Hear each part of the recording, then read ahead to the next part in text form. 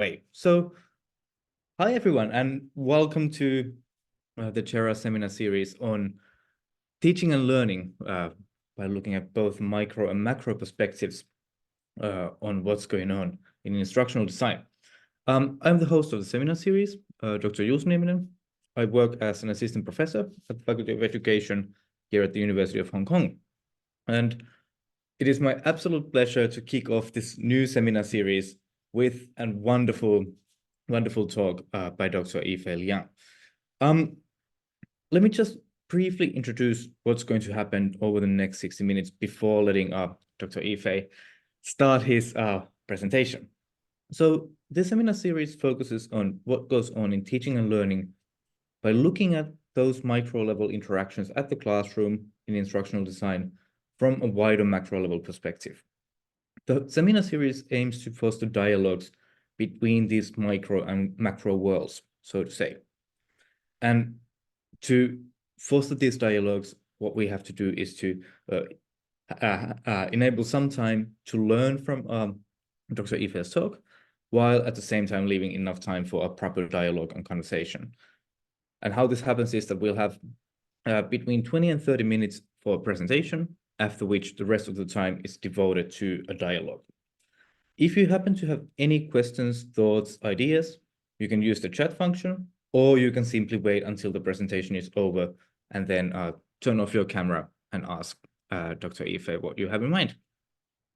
You do not need to have a question. You can really just have an idea, some kind of a thought that you want to let us know. You can start a dialogue about some kind of an issue that you started to think about as you were listening to the presentation. But without further ado, let me introduce our speaker for today. So today we have Dr. Yifei Liang joining us from Brisbane. He is a researcher from the School of Education, the University of Queensland. Yifei has completed his PhD at the University of Queensland in 2023. His research focuses on learner-teacher partnerships, student engagement, and relational pedagogies in higher education teaching and learning. He's currently working as a research assistant and as a casual academic at the University of Queensland. Please, Dr. Yifei, the floor is yours. All right, thank you, Juuso. Thank you for your introduction to this brilliant seminar. So let me just share my screen first.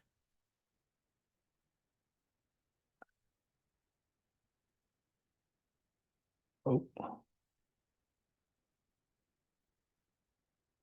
sorry, let me go back. Oh, that's great. All right, so can everyone see the slides? All good.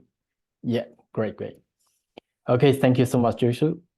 So hello everyone, I'm Yifei Liang from the School of Education, the University of Queensland, and you can just call me Scott. And thank you all for joining this seminar, and thank you, Juuso, for hosting this brilliant seminar series. It's exciting to be the first speaker, and I look forward to joining other 3 seminars as well. So today, my talk will be around a popular concept in current higher education sectors, that is students as partners. And specifically, I will share my understandings about how to culturally engage in students as partners in Asian context. I have been digging into this question since the last 4 years during my PhD studies, and also in my ongoing research.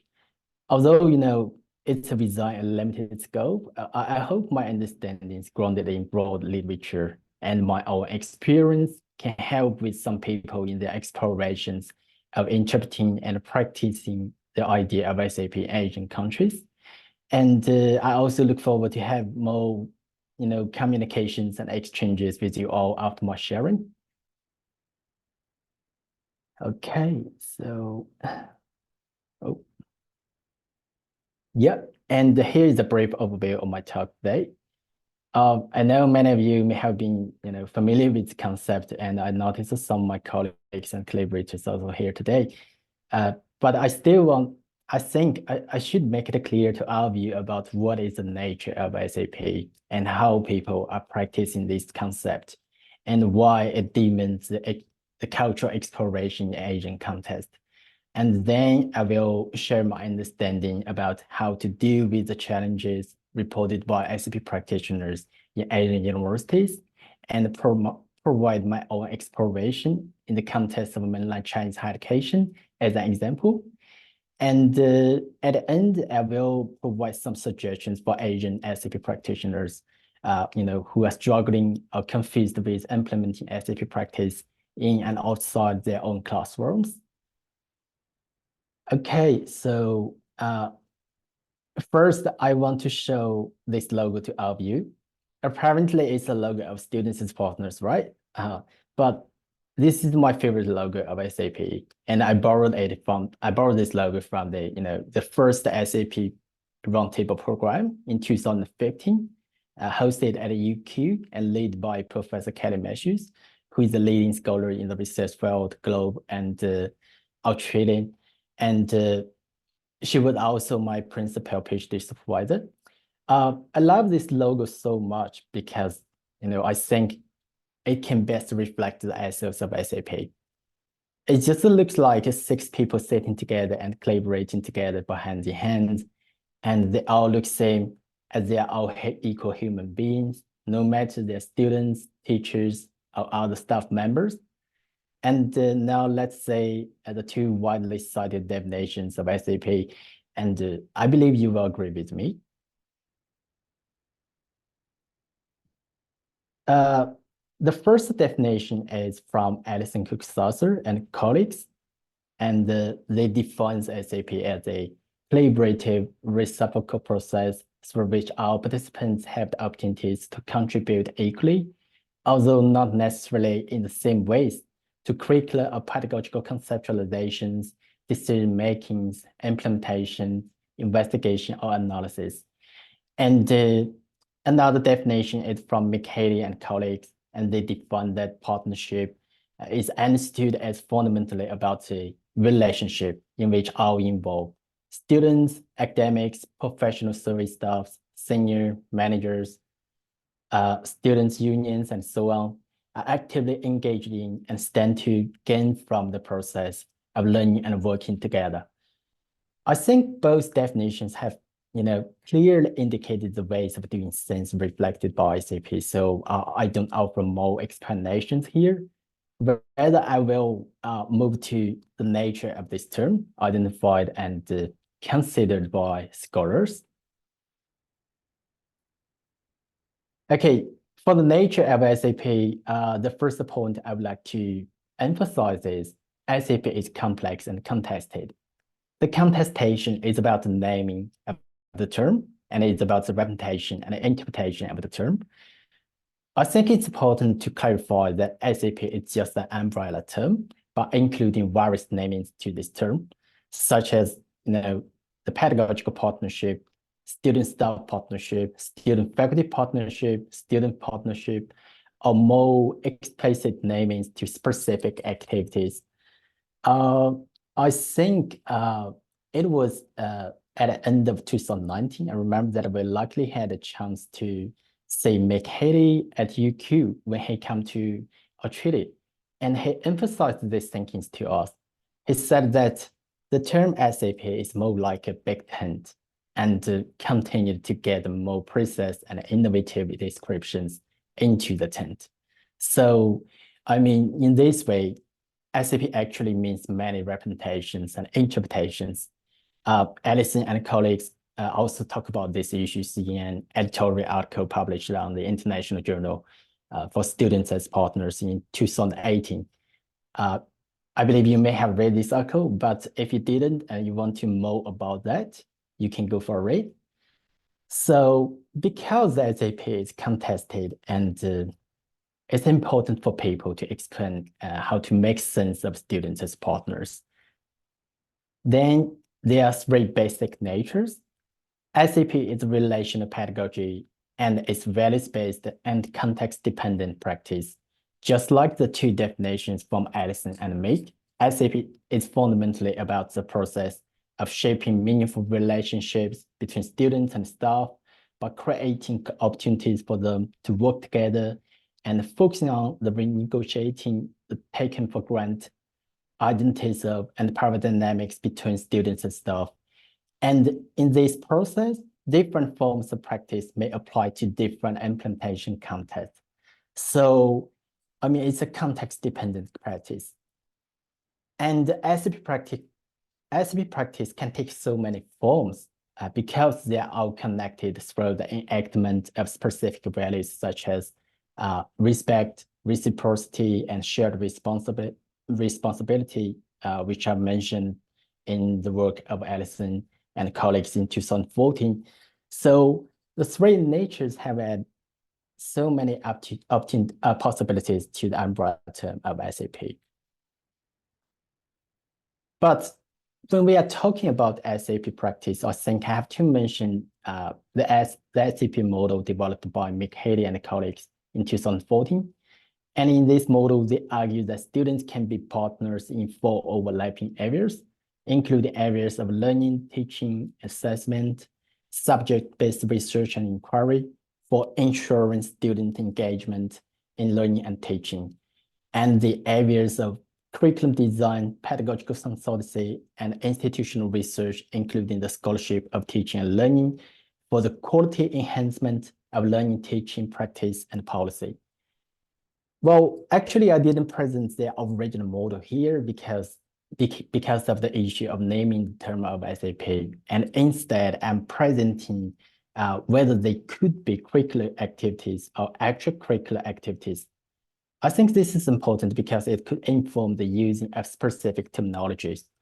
For example, the student-teacher pedagogical partnerships usually appear in curricular activities like teaching, learning, assessment, curriculum-based co-designing and consultancy, and undergraduate research. But student staff or student-faculty partnerships usually appear in extracurricular activities. And if people want to be more specific, then can also directly use, for example, students as co-designers, co-creators, co-researchers. So my own understanding of research is actually mainly based on, the learner-teacher pedagogical partnerships in higher education teaching and learning. And before moving to the calls made by scholars, here I also cited Kelly's work that summarized the numerous beneficial outcomes demonstrated by SAP research through their review to SAP literature. The reason I listed them here is I want to clarify that SAP practice don't usually focus on the outcomes can be quantitatively measured, such as student GPA. And in the contrast, they usually foster the qualitative outcomes, such as, the enhanced teaching and learning engagement and learning gains, improve the self-awareness in terms of shifting identities and changing power dynamics in learner-teacher relationships, and also, the transformation of education culture within university communities. Well, although SAP research and practice had gradually attracted attentions and interests of more researchers and academics in higher education, some voices appeared. That is because most of the SAP research were conducted in Anglophone contexts and heavily grounded in value systems of Anglophone American British contexts. People raised the concerns about whether and how SAP can work for other cultural contexts. Like Marquis and colleagues in their work warned the risks of masking important cultural variations in SAP practice and research. So, for growing SAP to a globally inclusive scholarship with greater cultural representations, scholars have called for extending SAP conceptions in the global south, non-Anglophone, and cross-cultural contexts, such as the calls are listed on the slide. And therefore, there is another nature identified to SAP that is culturally informed. It adds more possibilities to SAP and enables SAP to further flourish globally. And those codes also greatly inspired my own research. Actually, in 2019, I just started my PhD study at UQ. And when we saw such powerful codes, Kelly and I just thought that we should take this opportunity to expose the conceptions and unique interpretations of SAP in the context of Chinese higher education. And that has kept me working on this goal for the past 4 years. But at the very beginning, we have very limited understanding about SAP practice conducted in Asian countries. But we also, did know SAP practice are emerging in some Asian universities. So at the very beginning, we decided to conduct a scoping review of SAP literature in Asia to explore what is known from literature at that time about SAP practice and civilizations in Asian contexts. So in that scoping review, we totally identified 18 articles, which is very small number of articles about SAP, and most of them are empirical studies, which was very exciting news. I selected 6 of those from those inspiring works and put them on the slide, and you can have a look. I would say those works greatly contribute to the development of SAP in both practice and civilizations. The researchers behind these works made the earliest attempts for the infancy of students as partners in Asia and offered very meaningful insights for future research. For now, SAP practice and research are rapidly growing in Asian higher education contexts. But when we conducted the scoping review in 2019, the SAP research was only identified in Malaysia, Singapore, Hong Kong, and mainland China, and with one from Indonesia.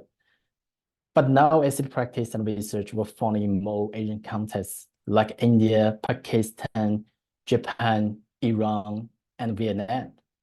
And I also know there are several groups of researchers from Hong Kong universities keeps working on partnership research. So, I mean, there is an exciting development happening.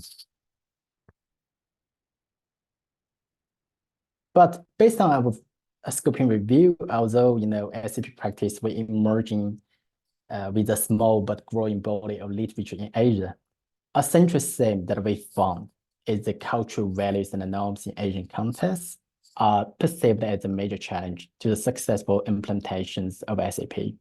And meanwhile, our colleagues Amrita Kaur, who is also keeping working on the exploration to SAP in Asian context, she also wrote an article about the challenges and opportunities of SAP in Asia. And in this brilliant work, Amrita also writes the same concerns about Asian cultures as a challenge to SAP.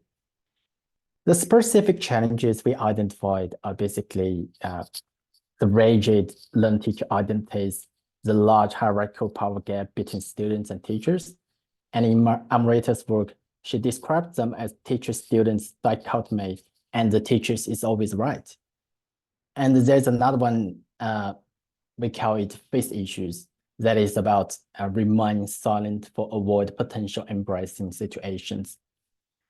These challenges actually affirmed the necessity of the course from international scholars I mentioned earlier. So both our scoping review and Amrita's article argued for developing culturally situated practice and understandings of SAP in Asia. But for such exploration, my thinking is the challenges are not only the challenge itself, but also represents more opportunities and possibilities. Let's say the insightful words from the 2 works. The first one is from the Calais and Yuan Ying Kong, and they argued that the national cultures are not an insuperable challenges for SAP practice, and they think that different forms of SAP are more suitable for different contexts. And from another aspect, Allison, Amrita, and colleagues in their new book chapter argued that the established associations, historical and current context, and the possibilities will always influence terms themselves, but instead of seeing these as barriers to partnership, we can understand them as opportunities to revisit, dig deeper into, and learn from established roles and practice. I mean, they're all very meaningful suggestions that help people to understand the challenges can be transformed to its opposite, the opportunities. So with those identified challenges in mind, my understanding on culturally engaging students as partners in Asia stands for two important aspects. The first one is avoid uncritically essentializing culture.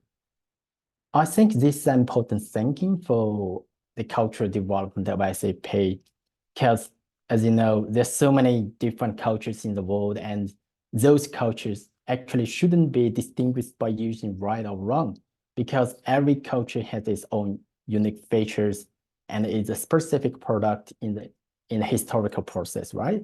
And they have been influencing people's life in their own context for hundreds and thousands of years. But at the same time, culture is not fixed either.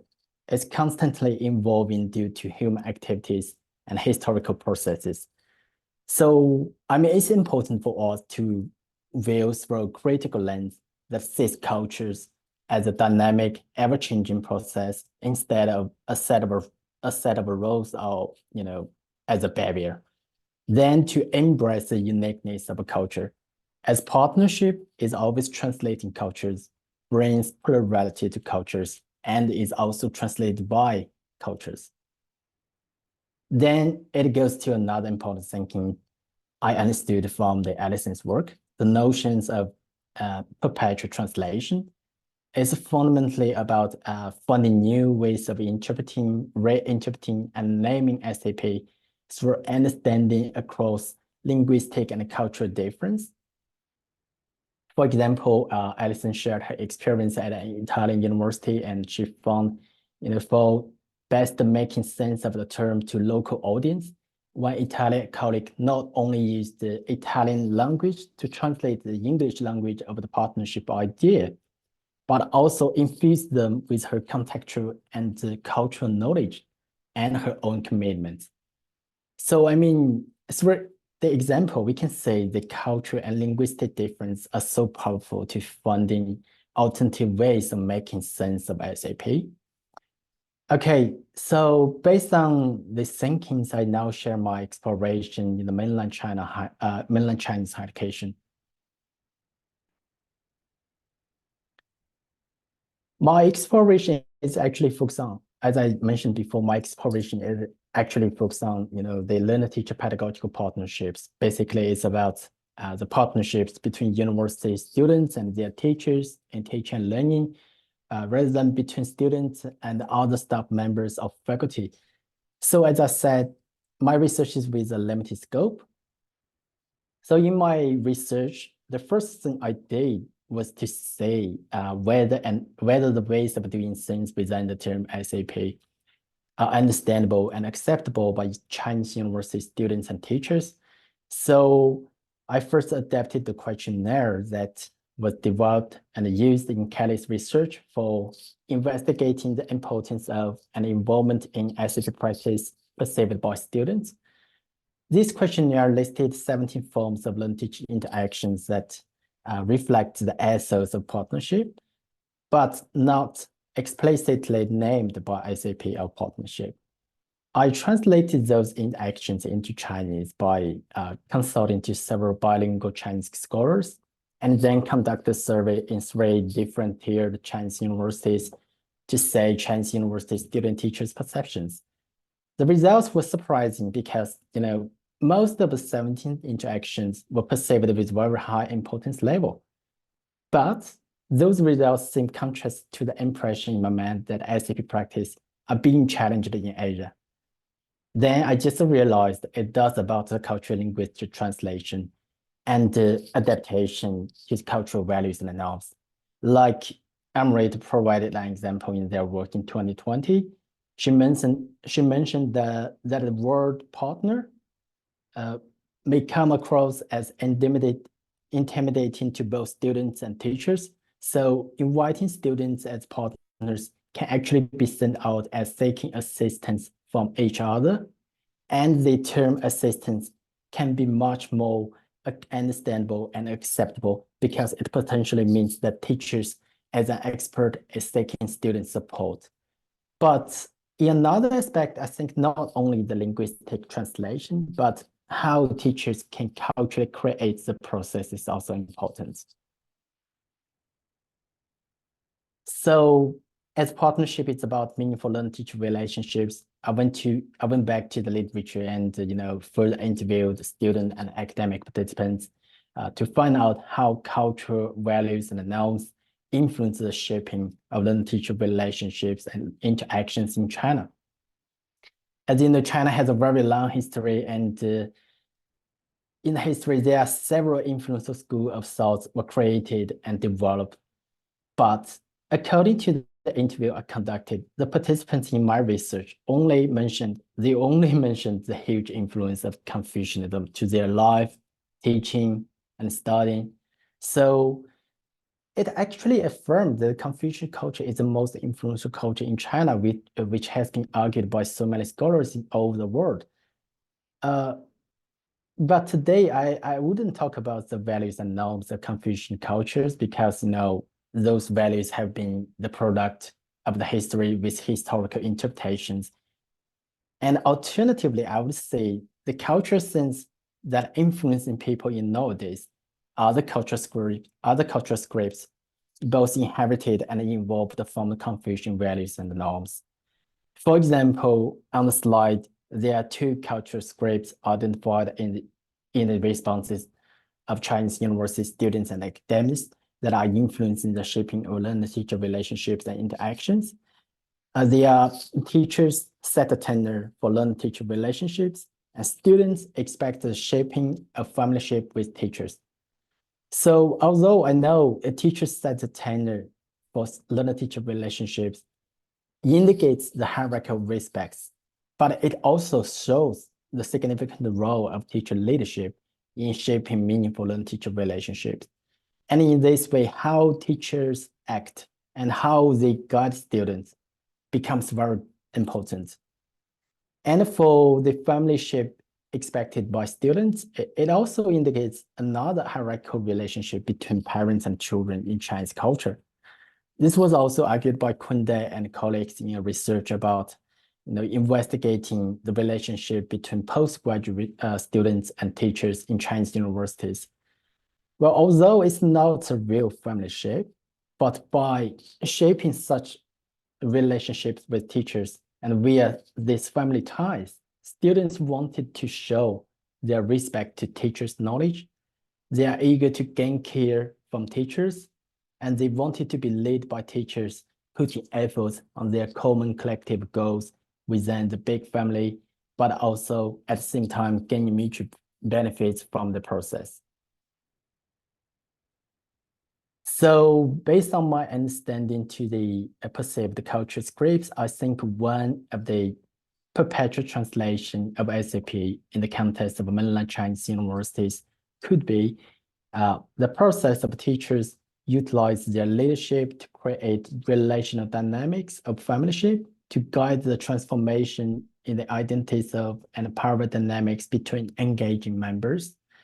And in this process, teachers should utilize their leadership to guide students to understand what are considered as respect, and meanwhile, showing care to students and let students feel that they are interconnected with teachers to achieve common goals and the benefits. Okay, so that's just an example I provided with you based on my exploration on culturally engaging students as partners, in the context of mainland China. But unfortunately, I haven't had a chance to conduct practice in Chinese universities to further examine and improve this idea. So I'm more than happy to say someone can practice this idea in Chinese university classroom in the near future. Okay, now we come to the end of my talk. In the process of culturally exploring the conceptions of partnership, I would like to highlight three suggestions. The first one is there is no single right way, like the natures of SAP I discussed at the beginning. There are actually so many possibilities. So do not limit your own thinkings in only 1 or 2 ways. There's so many ways you can give it a try.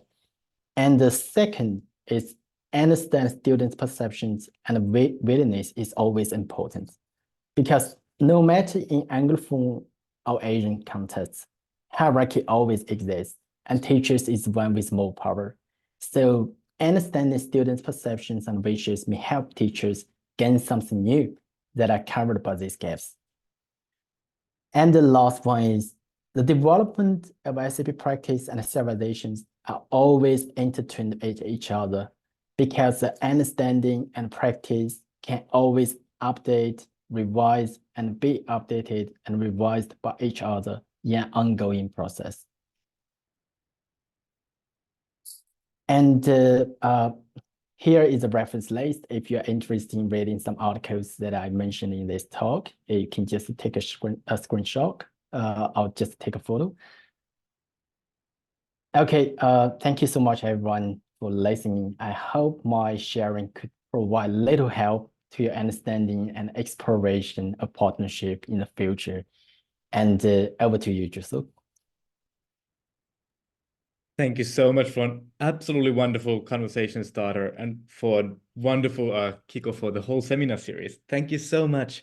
We have around half an hour for questions, but not just for questions, for all types of ideas, thoughts, conversation starters that you might have. So maybe I will just kick off the conversation. There are still no questions in the chat. So if you have anything you would like to share or ask from Dr. Eifel, please use the chat function, or you can use your digital Zoom hand to raise your hand, or perhaps even your very physical hand by simply turning on your camera. In any way possible, you can ask for a turn to ask your question yourself. Maybe I could just kick off and ask, kick off the conversation and ask, what really was insightful for me was the idea that we should strive for student partnerships while at the same time not be too essentialist about the cultures that we're in. This is how we should do student partnerships in Asia, because this is how Asian students are, and they differ so much from non-Asian students. And I would simply like to hear a bit more about your thoughts on this. So particularly in international contexts, such as in the context of Hong Kong, where we might have students from many parts of the world, might you have any nuggets of wisdom about how to cultivate this idea without overly essentializing culture of any of the students that we have in our classrooms? Yeah, I think, thank you for your question, Joseph. It's a really good question. I think the most important thing for, cultivating the essence of a student's partner with students or teachers or in the faculty, I think the most important point is to let people understand what is it.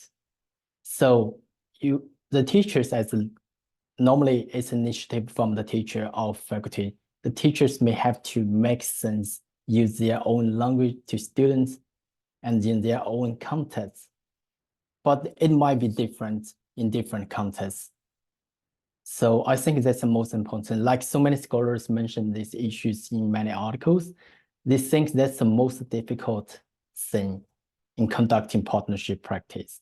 Because once both students and teachers have the common sense about what students as partners is, and the rest of the process of a shaping of the relationship will be much easier, I think. Yeah. I hope that answers your question. It perfectly does. We have a couple of wonderful questions in the chat. First of all, we have a question from Tracy. Tracy, would you like to ask your question yourself? I can also read it out loud. Hi. Hey. Hello. Nice to see you here in this wonderful platform. And thanks, Yifei, for your wonderful presentation. So I like your idea drawing on familyship at the end, towards the end of the presentation. I just wonder if that might be more related to postgraduates compared to undergraduates, as I don't see them experiencing or expecting a lot of familyship from their teachers. Thank you. Thank you, Tracy. I think, yeah, your experience is important because you are conducting ICP practice in Hong Kong universities. I think, yes, wonderful experience to examine and to justify some conceptual ideas all the scholars proposed. For your question, I think the fellowship with postgraduate students and their teachers, or we call it, and in some Chinese universities we call it supervisors, very, I mean, very common. Yeah, because it's another name of the relationship actually in China. It's called Shimen. Yeah, I mean, if you go to Kunde's article and because he and a colleague, Kunde and colleagues wrote an article in 2021, talk about such fellowship among postgraduate students and teachers, and also wrote an article about Shimen in Chinese universities.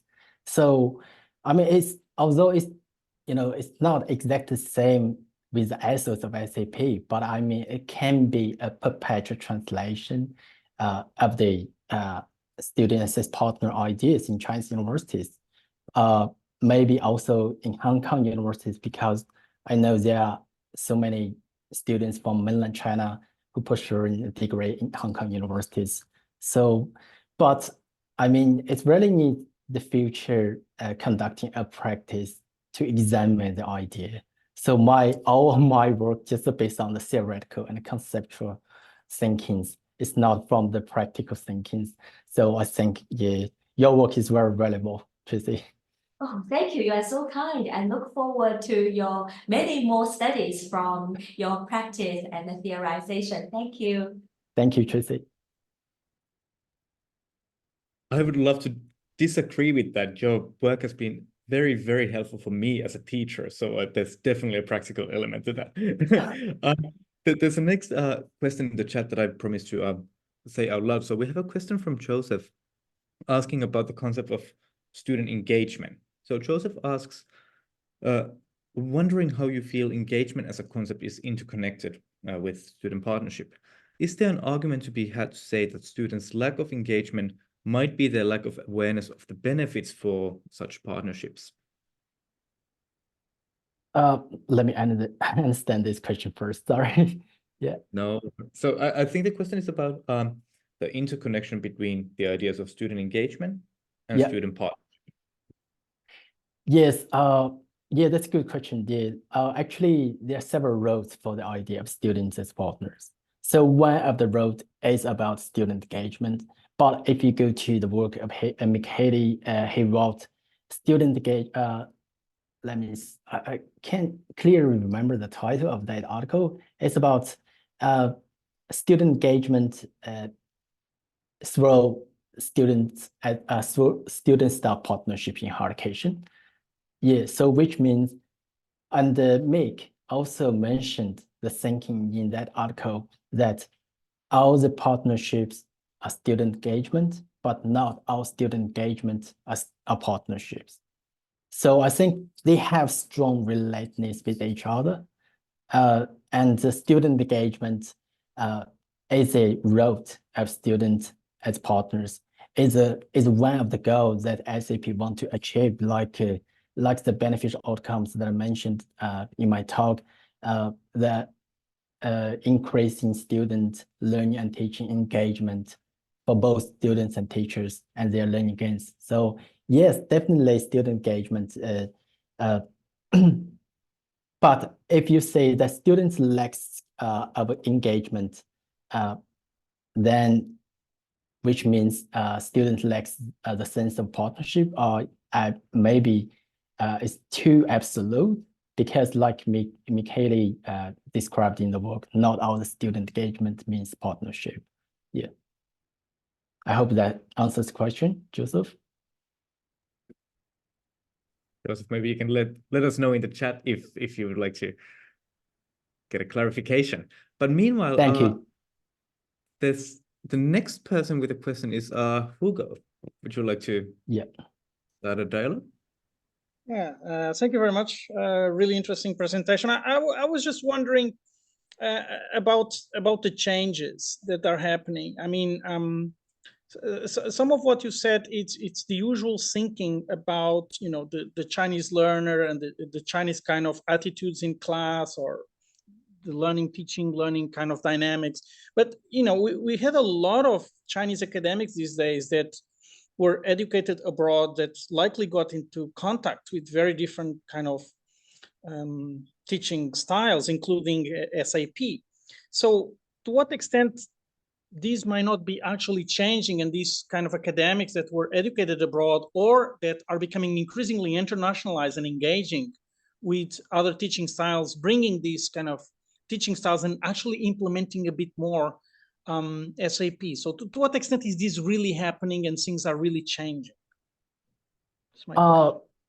Thank you for your question, Hugo. Yeah, so as I talk about, when we're in 2019, we conduct the scoping review, there is actually more than half. Oh, I think it's half of 18 studies were found in mainland China. Yeah, and but the practice and research conducted in mainland China are basically basically conducted by the academics or researchers from other countries who is working in China. So, but for now, when I going to search a literature, you know, in the database, there are much more articles about the students, partners, or some co-creation, something like stuff happening in Chinese university and conducted by Chinese staff. So I think the internationalization is actually helped the you know, the delivery of the pedagogy of educational series from the Western countries or Anglophone countries. But I think it's not about just directly adopt such ideas, but it's about the adaptations to the local situations in Chinese higher education. Just like I mentioned in the talk, is about the cultural linguistic translation and the adaptations to cultural norms and values. Although, you know, the academics have, you know, they went to overseas and bring their thinkings, the way of their thinking maybe have changed. But when we come back and facing the local Chinese university students, it still might not easy to bring this new sense to them. So I think that's the problem. Yeah. Thank you for your question, Google.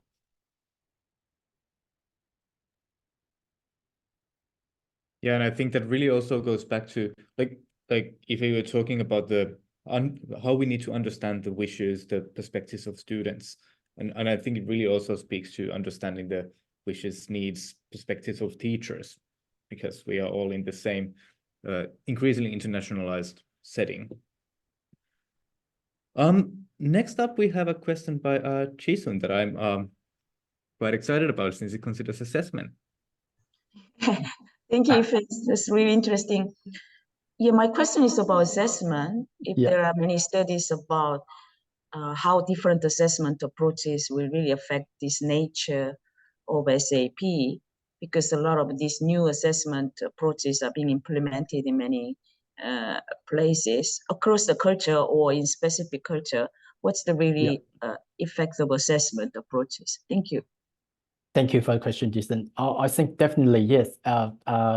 Different assessment approach will affect the nature of partnership, because as I introduced at the beginning of the talk, SAP practice, one of the nature of SAP is a context-dependent idea.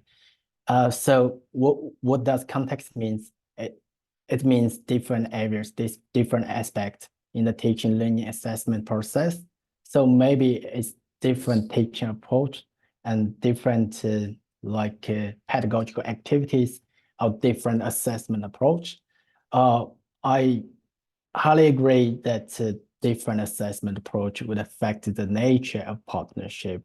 But I haven't conducted any practice about, you know, in this aspect. So the words that I can confirm or affirm is, yeah, it is, yeah. It will affect the nature of partnership, yeah.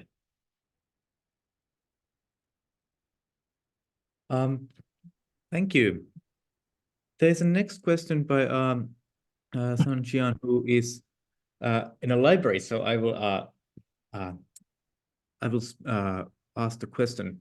So, Ife, could you provide a specific example from the Chinese higher education landscape where students as partners initiatives have been successfully implemented, and elaborate on the strategies that contributed to their success? So what is being asked is a particular example, a practical example of an initiative that was successful in the Chinese higher education landscape. Yes, sure. I mean, I have included several Chinese studies in our scoping review published in 2020. I think you can go to the scoping, and I can't remember the title of the articles actually. Yeah. So, I mean, it's definitely there and it's successful implementation, and with lots of thinkings from the authors. You can, I think it's about one from the library related partnership.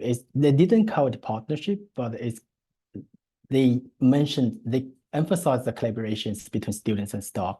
And another one from a engineering subject talk about the collaborations between students and teachers in a project, and how they collaboratively conduct the project and how they gain from each other, and how, yeah, I mean, I highly recommend you to go for a look into our scoping review and find out these articles. Yes, thank you.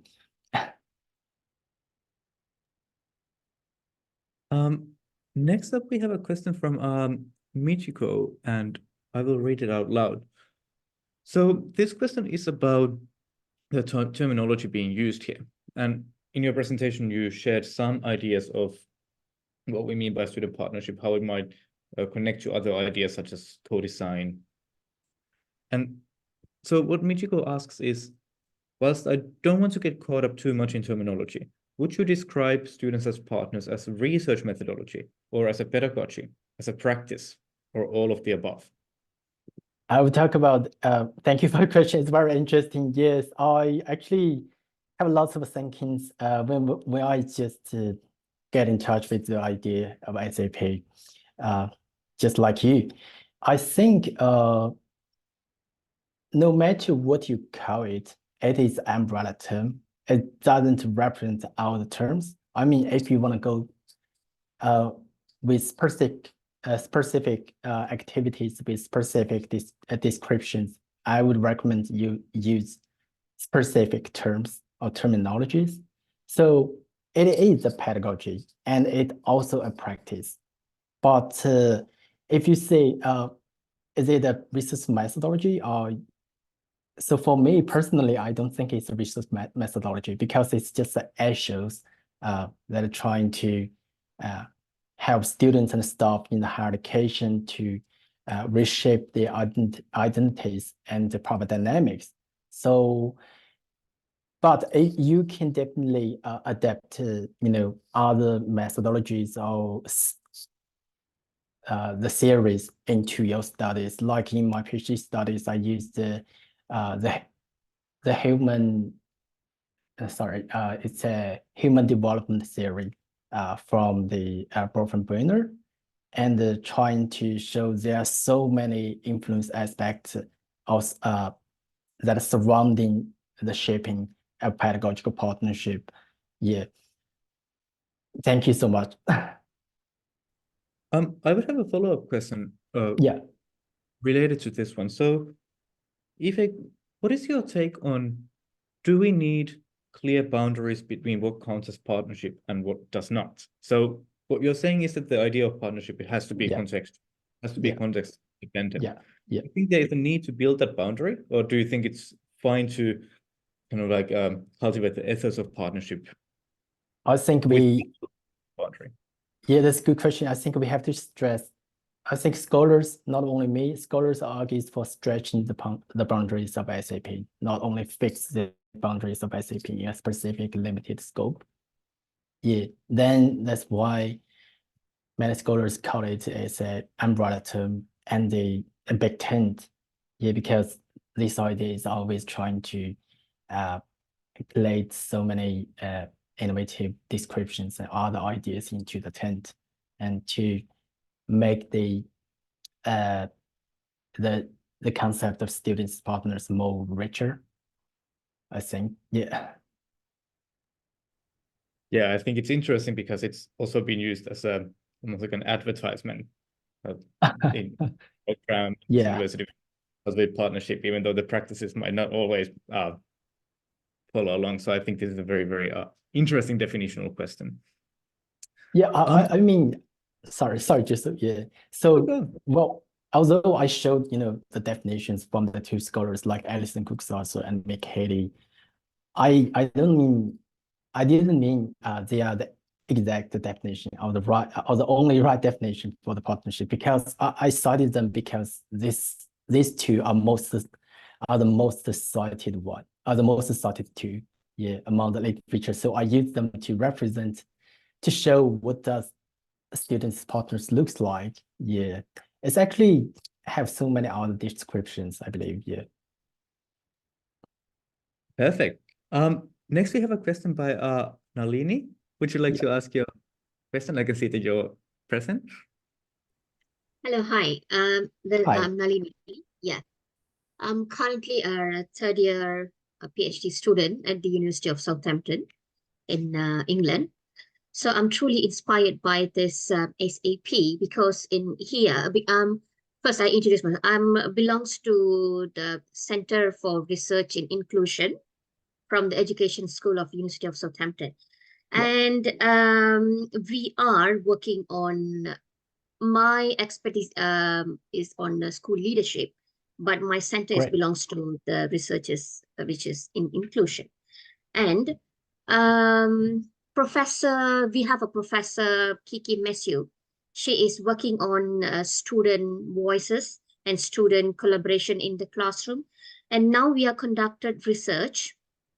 We are carrying out the research on a partnership between the students and the teachers in primary school, in early years, and in some other secondary school, and even the SEND schools, but special need education schools. And we found out that the outcome is really, really amazing, because the partnership between the teachers and the students is there. And we can see the pattern has changed, because nowadays the students, they have more voices in the classroom. It's unlike in the Asian settings, but I'm talking about this European settings here. And they are coming forward to help the other peers in the classroom. And the voices of students are really incorporated in the classroom. As teachers, when we interview the teachers, they are saying that the students are motivating the other students, and the partnership between the students in the other students are really is there in the schools. So I think this is probably an under-researched topic in Asian settings, and we need more empirical studies in Asian settings. Yeah. Thank you. Thank you so much. Thank you so much. I mean, it's really, thank you for sharing your, insightful experience. It's brilliant experience. I mean, yes, as you saw, the students has changed a lot, but it's not about the quantitative changes. It's about the qualitative changes, right? Yeah. So I think, I would like to say more research will be conducted in the futures. Like you said, more empirical research will be conducted to say what else can happen in Asian context. Yeah. All right. Yeah.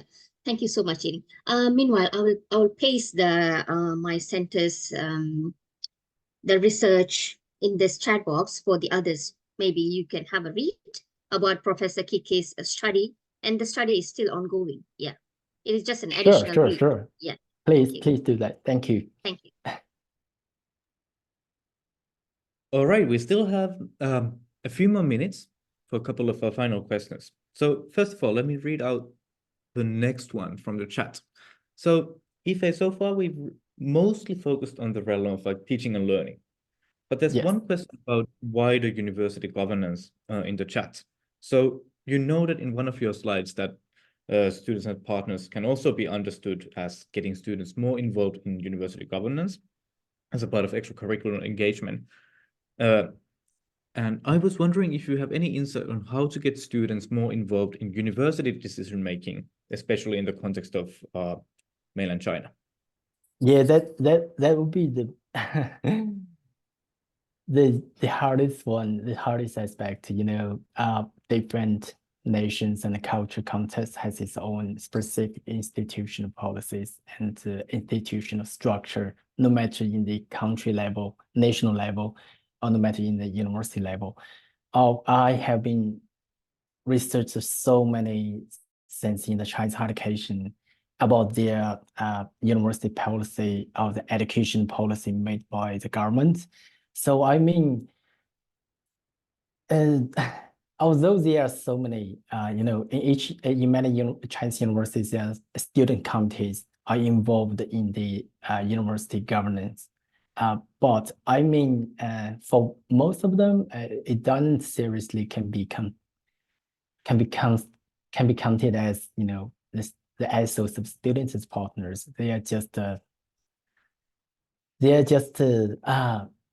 I don't know how to describe that. Yeah, because of the decentralization features of Chinese higher education systems, and also the collective nature of Chinese society. So it would be very hard for such practice in Chinese universities. But I mean, it has to be some changes could be happened, in the management level, of the university. But I mean, for other cultural contexts outside of China, I think it may be a way to practice the idea of students as partners. Yes. Thank you, Joseph. Thank you for an excellent question, for a very broad and massive question. It's of course a very big topic. We have time for one more question. There's one question by Fayaz. Would you like to ask a question, or would you like me to read it out loud? All right, let me do it. So one final question. So, Ife, let's return back to the classroom. This question is about perfect. Hi. We can go on. All right. Okay. Thank you for giving me a chance to put this question to Dr. Liang. My question is about in which teaching setting does this student partnership works best? We have different settings, exam-based, or syllabus-driven, or inquiry-based, or project-based. So because you have done your research on that, and you might have some close-hand observations about that, I would love to hear your observations about it. Thank you for questions, Vaya. Actually, I have same questions at the beginning when I just studied SAP. So, in which kind of teaching and learning mode the SAP best fit. But from my current understanding, is we shouldn't assume which teaching and learning mode can best fit SAP. Because if you didn't try it, you will never know that. And you can see various different new aspects appear when you try fit SAP in different teaching and learning mode. So I think maybe just to leave this question alone and just give it a try in any teaching and learning mode that's most convenient to your work. Yeah. So then find something to say what things can happen. Yeah. Thank you. Thank you. So you mean to say that we need to explore? Yes. Not only explore, I think we have to keep the words in our mind that we shouldn't assume there is a best teaching learning mode for SAP. I mean, SAP could happen in so many aspects. Not only one or two, just like I said, do not limit your thinkings and scope in only 1 or 2 ways. There's so many possibilities. Yeah. That's very promising. Thank you so much. Thank you. Thanks a lot. Thank you so much for a wonderful question. That was a very good close-up question for this seminar. We are out of time. So if I would really, really like to thank you for kicking off the seminar series. This has been a wonderful conversation about students as partners in the Asian context. Now, there were still some questions. Please do reach out to Dr. Yifei. You can see the contact details on the slide. Thank you so much. Let's all give us a wonderful Zoom applause for Yifei. And in a couple of weeks, on April 29th, we have our second seminar by Professor Margaret Bierman talking about teaching and learning in the age of AI at 4 p.m. Hong Kong time. So see you there. Thank you so much, everyone. Wonderful. Have an awesome rest of the day. And thank you so much. Thank you, Joseph. Very wonderful. I have like Thank you, 8 Leon. follow-up questions for you that we need to discuss another day.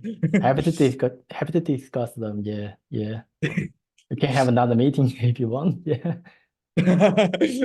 We might have to. All right. Thank you so much and a wonderful rest of the day. Yeah, you too, Joseph. Thank you. Thank you, everyone. Bye. Cheers. Bye.